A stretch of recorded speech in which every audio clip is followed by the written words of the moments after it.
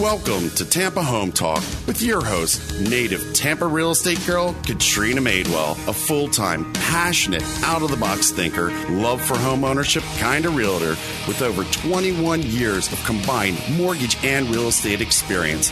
Tune in every week at this time for expert advice on everything you need to know about home ownership, finance, maintaining great credit, building wealth, and making your everyday life better, and how you can be financially successful today and tomorrow. Remember, love where you live or let Katrina fix it. Now, here's your host of Tampa Home Talk, Katrina Madewell.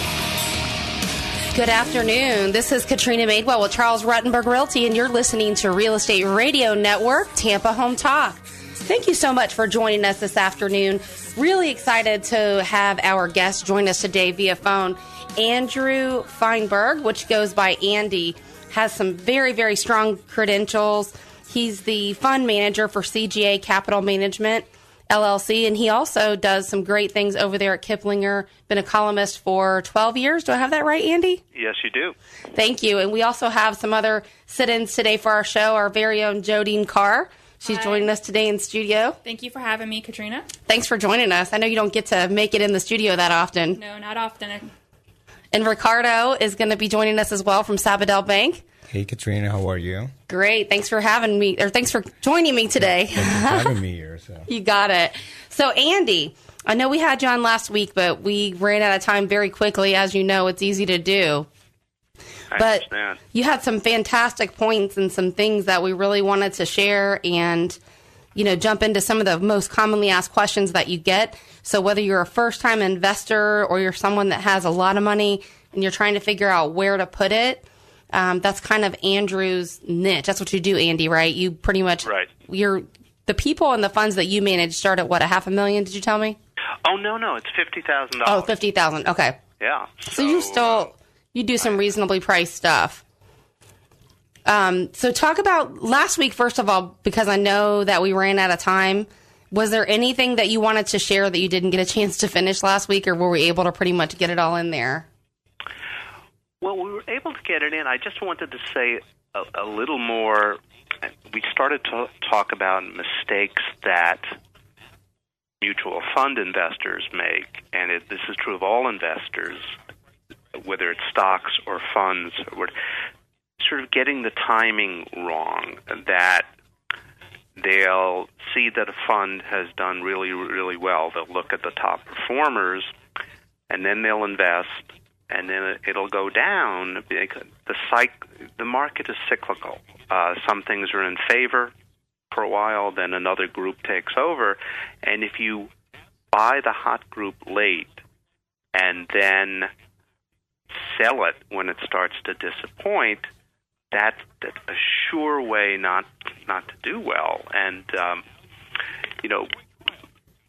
I want to tie that in with the question of is it too late to get into the market? Someone who has been either sitting on the sidelines or has only put some of their money into stocks or funds. And I think it's not too late, and I mean that in two ways. Not that it's a prediction that the market goes straight up from here, because it's not that at all. But don't get worried by the people on TV who talk about, we're due for a 10% correction, because they happen all the time. We haven't had one since 2011, but we will, and it's not a big deal. I would imagine, Andy, that it's kind of the same across the board with a lot of things. I mean, as it is with real estate and any investment, it's going to take hits, it's going to go up, it's going to make changes. But I think for me, and you're obviously way more seasoned in this than I am, but it sounds to me like a lot of the common mistakes are not sticking it out for the long haul. Absolutely. I mean, you have to start with both a plan and a sense, a commitment that you're going to stick to the plan even when things get bad, because at some point they're going to get bad. So when do you see people freak out? I mean, I know that they're looking at their portfolio and, they see when it goes up, they're all happy. They're not going to change anything. But when they see these huge dips, I imagine the more aged someone is, the more they might be concerned with that. Well, we just had an amazing decade, amazingly horrible, that we had a crash in 2000, led by the technology stocks. And then we had a crash in 2008, led by financial real estate, and the whole market went down 58%. So a lot of people I know and read about, it was like the second one was one crash too many, and they took their money out near the low, late 2008, early 2009, and instead of thinking, one, in the modern era, we've never had two crashes in so short of. Andy, let me ask you a question about that. I'm curious. You say a lot of people pulled their money out when the market dropped, but where did they put it? Well, interest rates were a little higher then, but they weren't. They put it in CDs. They put it in savings. They just couldn't bear to lose any more, which I sympathize with this is such a common human feeling, and I've had it myself, over the years. But you have to learn as an investor to cope with that. And March 2009 was a great buying opportunity if you could just tune out, the misery of the preceding 9 years. That was, it's interesting. I'm sure Warren Buffett's famous saying, the whole idea and the thought behind that is, like with anything, you want to buy when everyone else is selling and sell when everyone else is buying. That's right. And the it's one of the few things that is absolutely true about the market all the time, especially the buying when people are selling, that you get some ridiculous prices. And so then I read this, I was reading a few months ago in the Wall Street Journal, other places, people who had sat out the whole bull market, since March 2009, were now, tiptoeing back or putting money back in. And I felt so sad reading about it. Not that they're making a mistake now, but they made such a devastating mistake 5 years ago. And, part of my mission is to try to get, clients, friends, and people I talk to on the radio to be prepared for the ups and downs, and to weather it. It does always. The market always comes back. It will. It's I would like to relate that. Stocks don't always come right. back. We can talk about that later. Right. I'd like to relate it to homeownership because I've done this my whole life. So like you, I know it very, very well. And the reality is, experience shows that in the long haul, real estate is a very good investment. And people are always going to buy houses because they need a place to live. They're always going to buy land because it's a good investment, and they're not making any more. So even though it took a huge dip, a lot of people saw that, myself included, it does come back. It may take it some time, but it definitely comes back. Right. So speaking of which, I know, our experience from one of the things that you had on your list, because we always ask our guests, what are some of the top, 5 to 10 questions that you guys get every day that we could answer on the show. And I know you were talking about hedge funds and them, being a bad idea for investors. And from what we've seen as far as hedge funds and how this would relate to a lot of the general person listening and some, people that are my clients that I know listen to the show, their experience with hedge funds, if they don't invest a lot or maybe they're new, essentially they know that hedge funds are these companies that are coming in and they're buying properties that has kind of dried up the market. So the inventory the buyers have to pick from is kind of low. And it's on the flip side of that, it's put a lot of sellers in a position where they can actually sell their home now and the market's not so depressed. So I think they've kind of come in and cleaned up a lot of the mess a lot sooner than it would have taken to recover on its own. Well, that's one of the things good hedge funds are supposed to, is buy low and then, sell high. I think hedge funds have, obviously I'm biased. I run a hedge fund.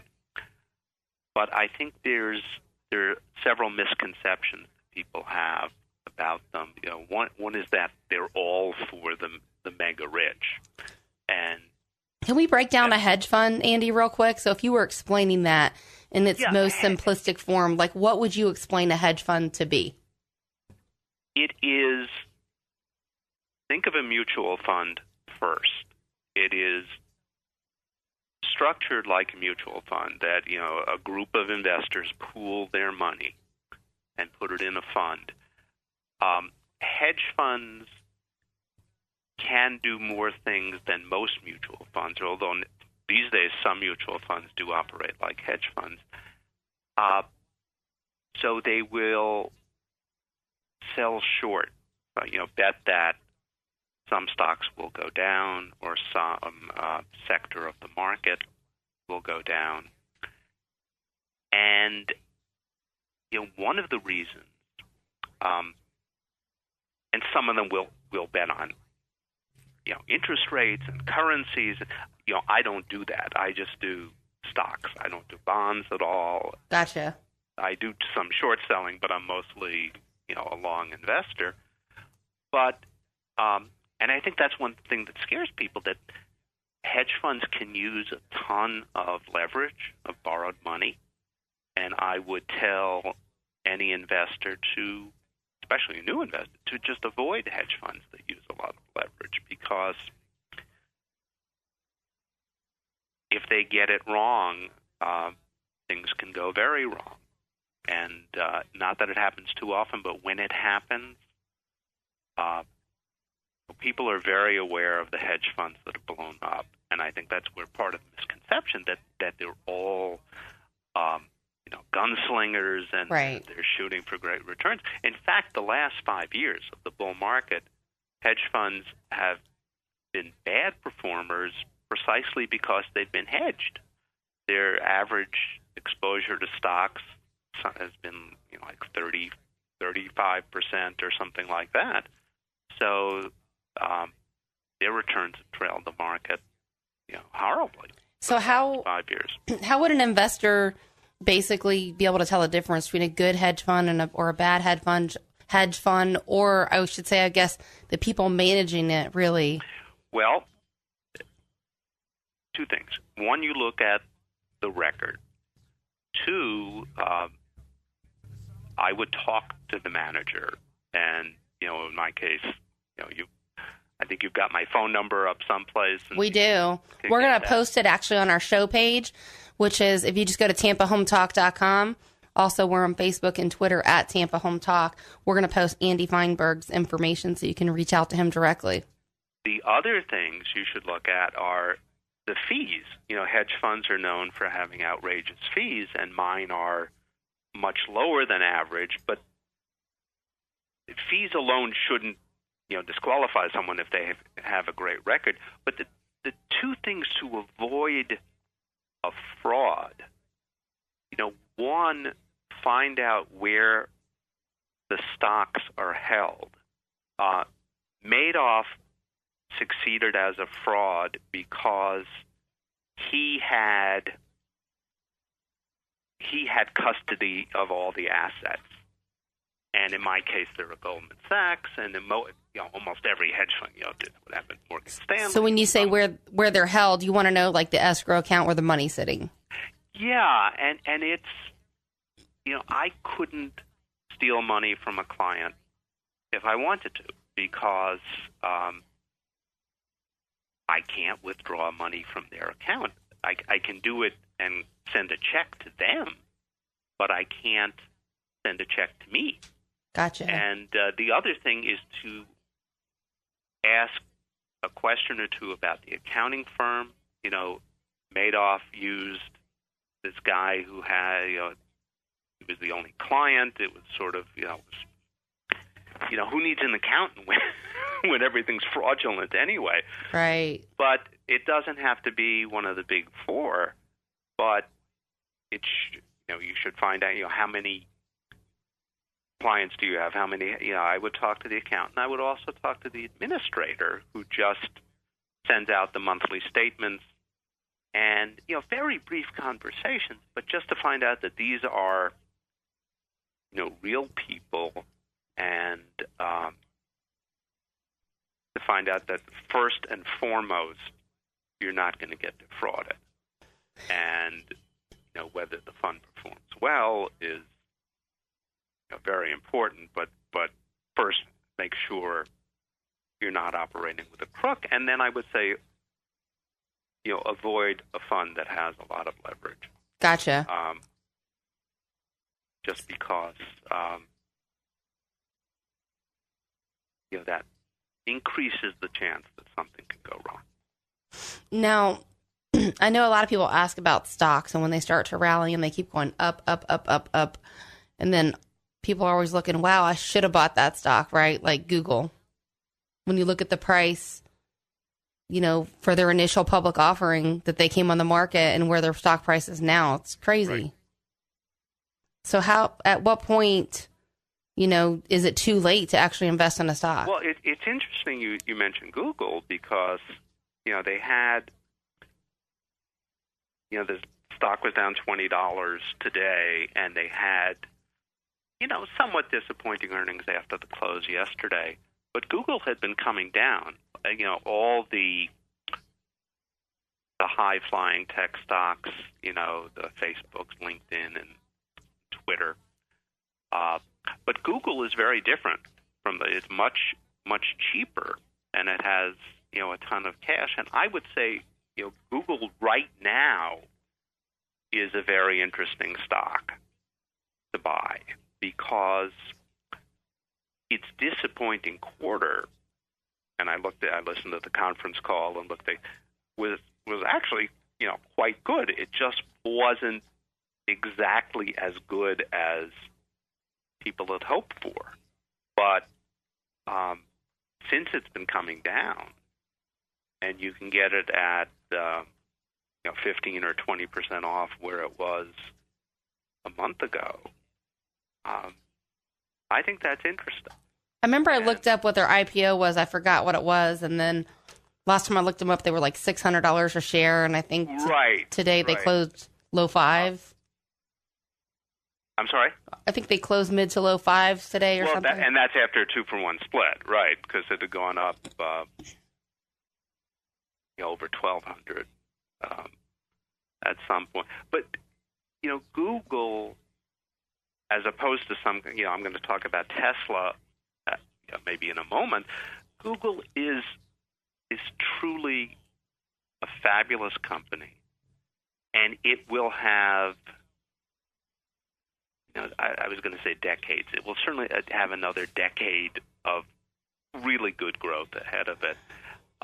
The interesting thing about, and I'm speaking really just from a lay term, Andy, but it's interesting because when you break this stuff down and you think about it in the most simplistic form, I know for me, I kind of look at it to see, and there was a commercial I saw a long time ago where the girl was like, Dad, I need $50 to go to the mall to buy these jeans. And she was just all about, Dad, I just need $50 or $60 to go to the mall and buy these jeans. They're the latest thing. And the dad's looking it up and he's like, all right, I'll give you the $50 to go buy the jeans. Just tell me, who makes them. Give me some more information. So then he's Googling to see if it's a stock he can purchase. Right. And I think it's interesting if you just kind of follow, like, in general, like, what are trends that people do? Like, what are trends where things are going? Like, a long time ago, I was in an investment group with a bunch of girls, and we pulled our money and bought different stocks. And one of the stocks that was interesting, it was way ahead of its time that we purchased, was Sirius Satellite Radio. Mm-hmm. And if we had stuck around and stayed in our investment group, we would have done quite well. It's my opinion of it. I think we would have done very well. But, hindsight, people move on. You really have to, I guess, get in bed with the right people if you're going to invest. Right. It's probably no different than your money manager. And, in technology, especially, you have to, if you go back to the year 2000 and think of the leading search engines. There was Yahoo and Alta Vista and Microsoft Explorer, all of them, Netscape, and all of them got destroyed by a company that didn't even exist at the time. Google. Well, it's funny because you have techies like me that, I remember when Google first came out and I started using it. It was such a good search engine. And at the time, a lot of people weren't even really on the web. They didn't really know what a search engine was, let alone how to use it. I would say PCs coming into the average home, like it was, around the Windows era, where more people starting to get one PC in the home. Where before, I think Mac was ahead of the curve, and they brought PCs into, the more elite, the homes that could afford it, I guess. Right. But it's so when you're buying a technology stock, and Warren Buffett, you mentioned before, he avoids them basically, right? Because there is, well, they could be hit or miss. Railroad, you can't be sure it's going to have its advantage in 10 years. Nothing sure, but I think with technology, I don't know if that'd be something to sit in for the long haul, but you could definitely, I think, catch something early. This is my opinion. I'm obviously not a seasoned investor or manager like you, but my opinion is if you catch something, I think, early enough to where it's ahead of its heyday, you could make some money on it and then sell it and, try to get in on something else. Right. Well, on that point, some of my clients say, why don't we own Tesla? And there are several reasons. One, I'm a value manager. Andy, I can't wait to talk about Tesla with you because I want to talk about Tesla a little bit more and, a little bit more about that company and who they are and why it's such a cool car. We have to take a very, very quick break. We'll get back in just a minute. We're going to rejoin with Andrew Feinberg, and we're going to continue on with Tesla and why they don't own it. You're listening to Tampa Home Talk. It's Katrina Madewell. We'll be back in just a minute.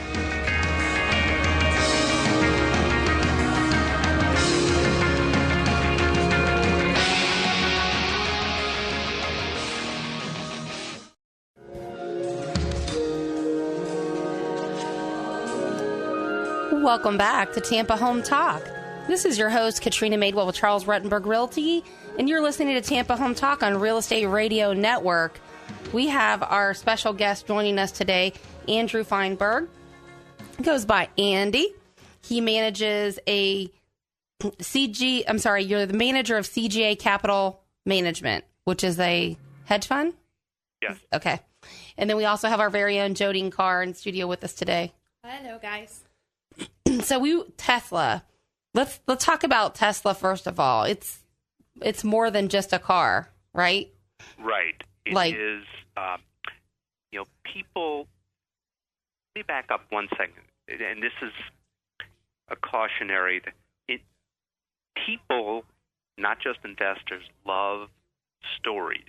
There have been all sorts of studies that when you have a jury, either a real jury or a pretend jury, the lawyer who uses a narrative to make his case does so much better than someone who has a disjointed, this witness here, this witness there. People love stories, and they love stories about stocks. And Tesla seems, like some other things, to have this open-ended growth possibility that it can change the world. And maybe it will. It's certainly part of an auto movement that I think will change the world. I think so too.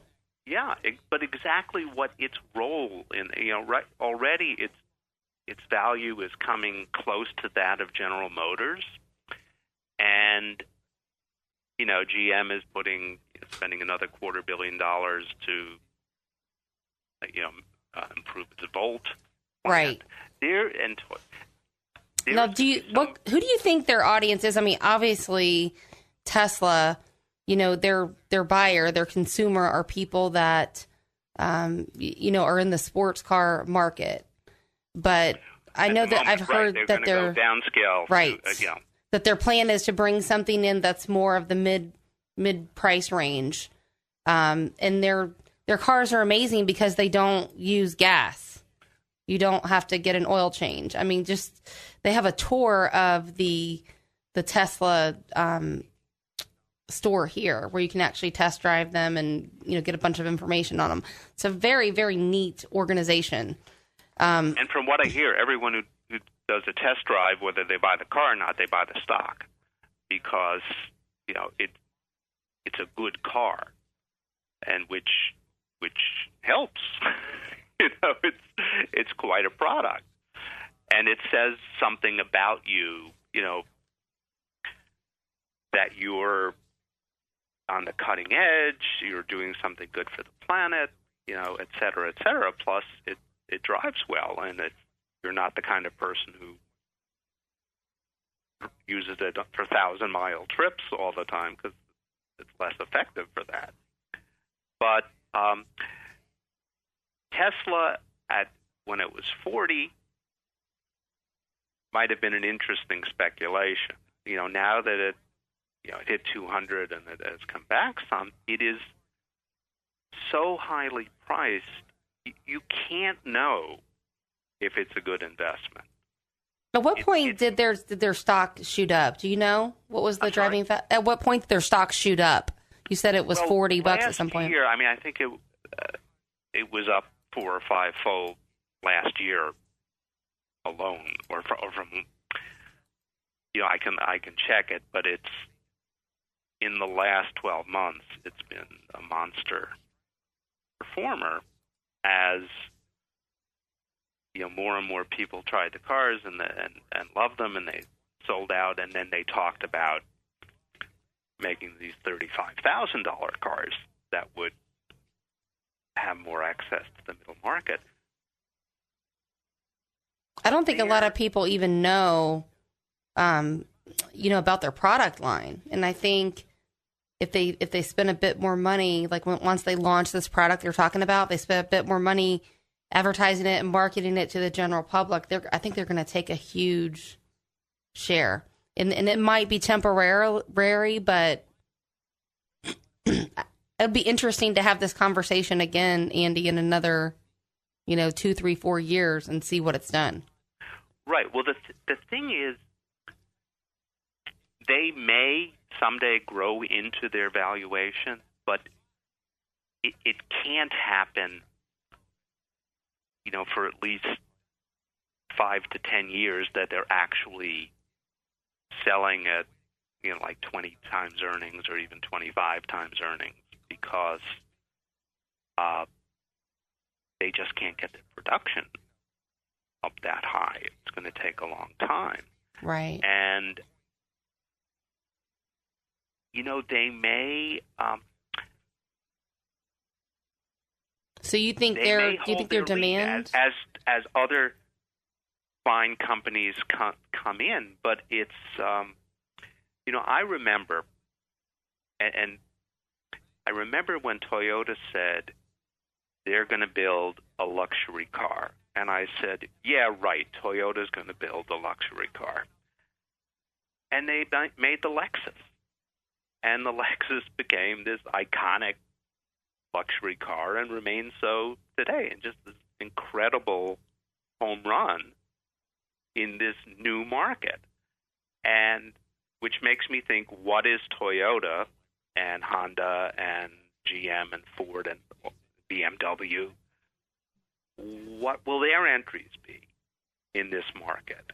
And do you think they're going to change to compete with the Tesla they'll change products? I think they'll, not everyone will.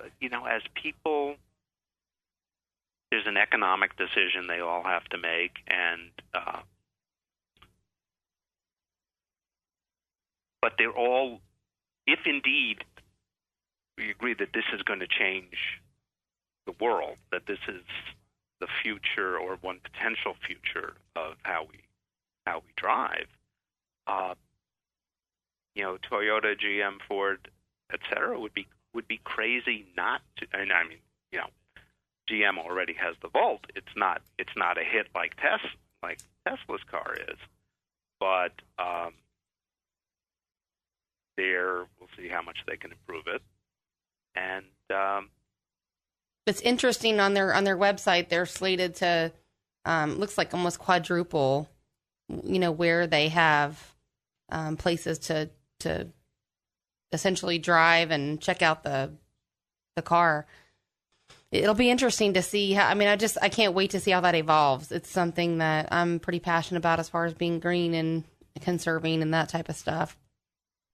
But I know I don't want to spend the whole show on Tesla either, as cool as it would be just to talk about Tesla. When you talk about people's portfolio, and I'm sure people have different tolerations. A lot of it may be depending on age and that kind of stuff. But do you think it's good to, how do you think someone should break up their portfolio, and how much for speculation? And well, I think it is. If you had $50,000, and I'm just tossing out a number. Yeah, let's say someone has $50,000. They come to you. They say, Andy, tell me where I can put this $50,000 to make it grow. Well, I just invest. All that I invest in is stocks, and when I think the market, if I think we're going through a tough time, I will have more short positions and things. But I wasn't thinking of me so much. I was thinking if someone is managing it. And I'll get to that. My favorite, my biggest holding is residential and commercial real estate, which I want to talk about in a second. But let me just, on Tesla and speculation, I think it's great if people have a small part, 5%, maybe even 10% of their portfolio that is where they can have some excitement. And that's where Tesla, should go. And that's where other stocks like it should go, so that it's not a huge position. And if somehow it got cut in half, it's not a disaster for the portfolio. So, I would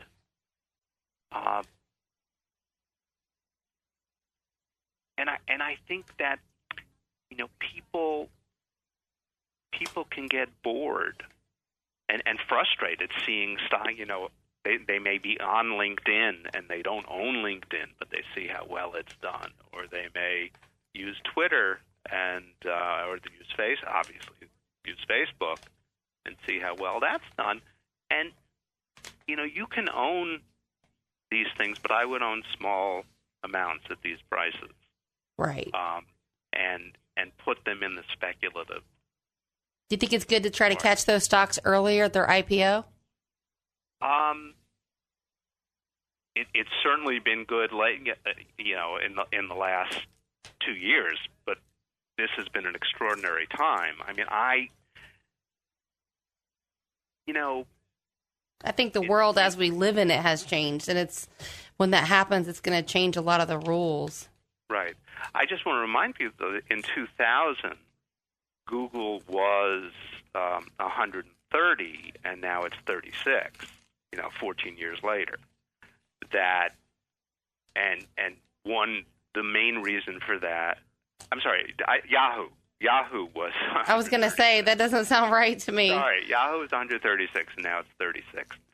And when you look at that from a consumer perspective, though, Andy, Yahoo doesn't offer any of the value-added service that Google does.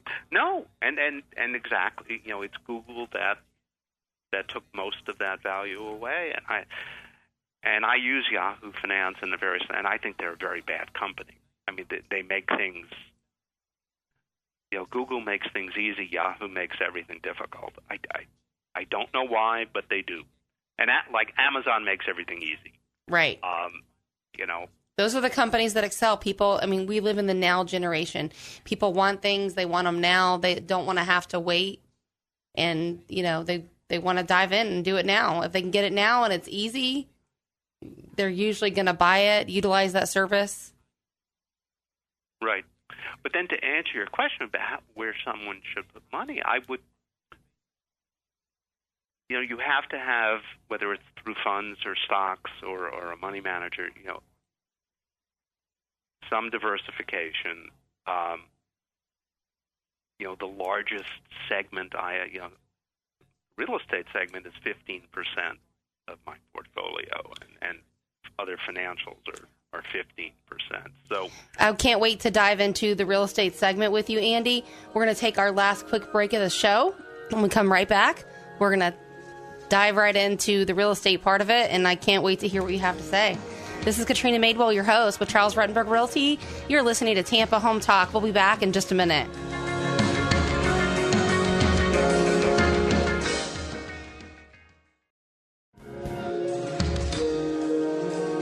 Welcome back. You're listening to Tampa Home Talk, and I'm your host, Katrina Madewell with Charles Rettenberg Realty. We are on Real Estate Radio Network.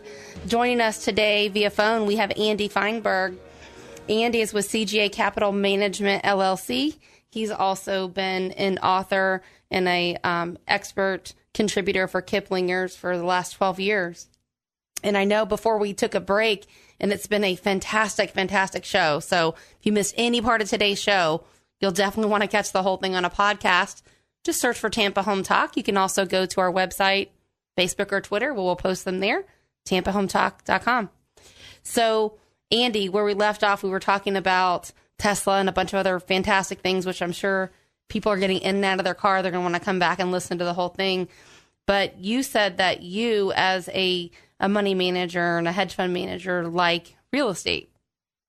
Right. I mean, as a value manager, what I think, you know, the housing cycle still has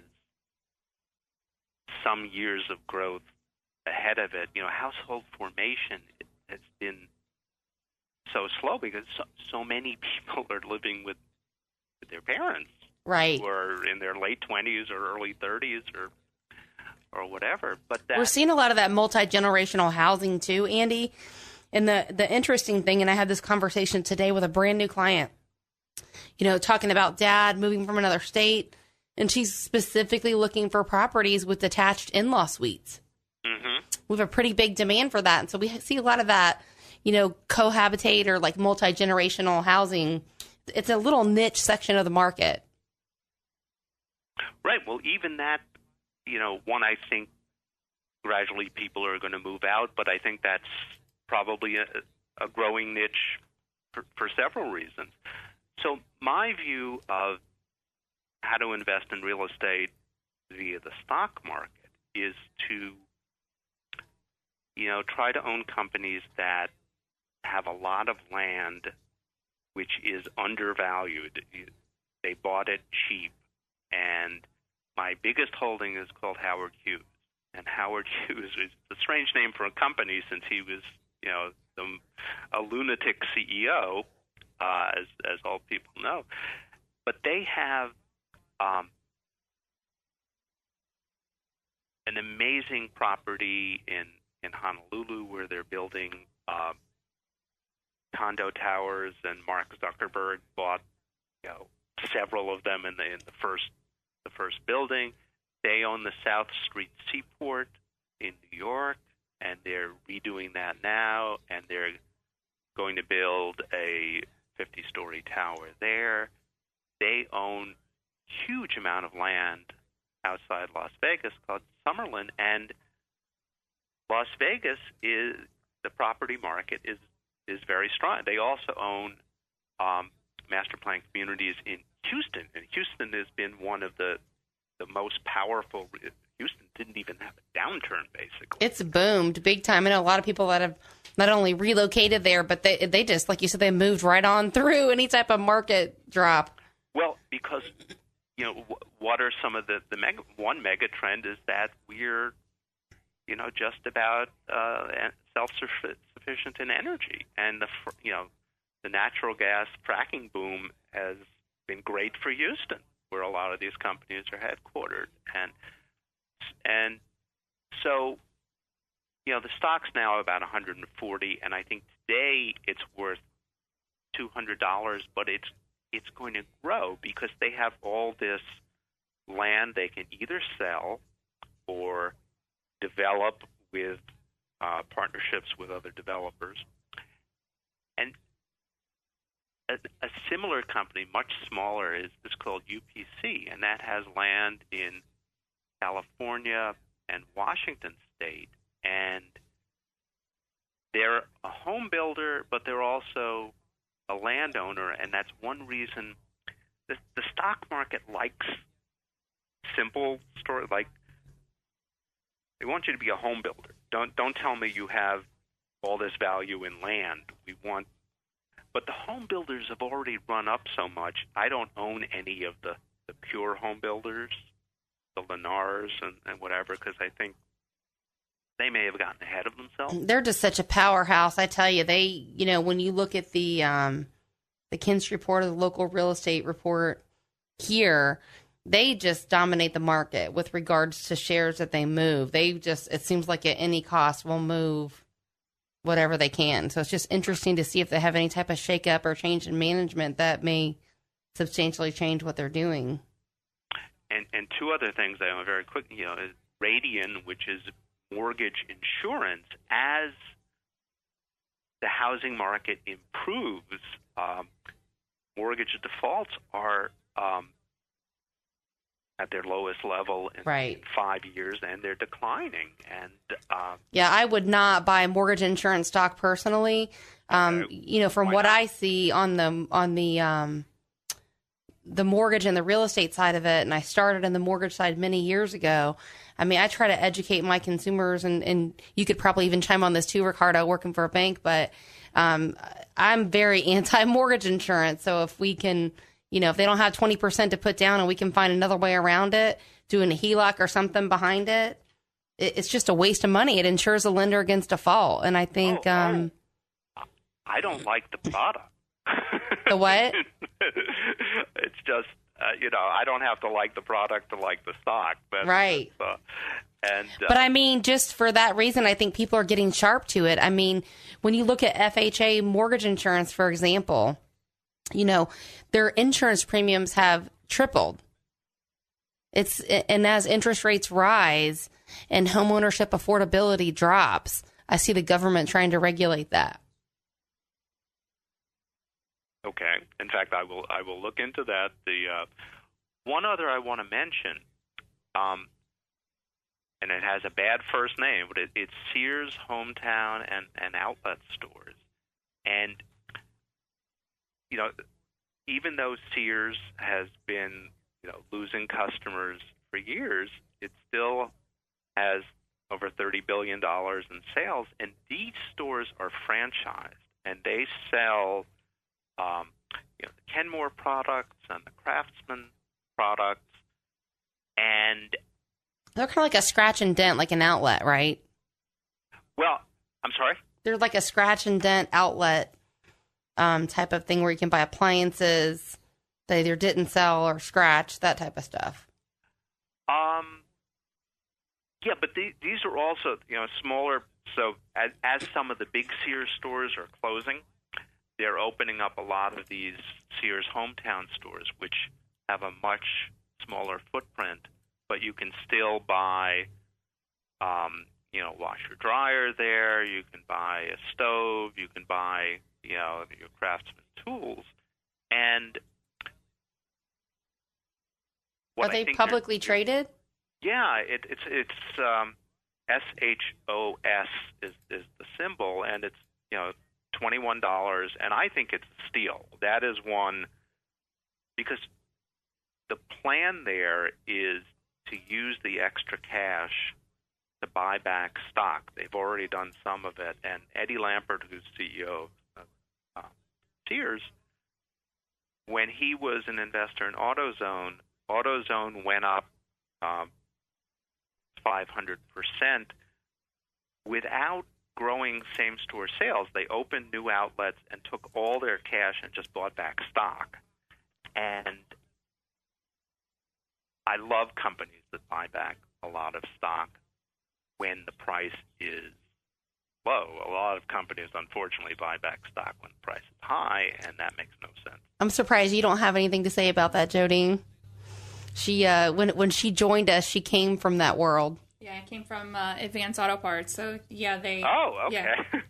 Another good company. Yes, very good company.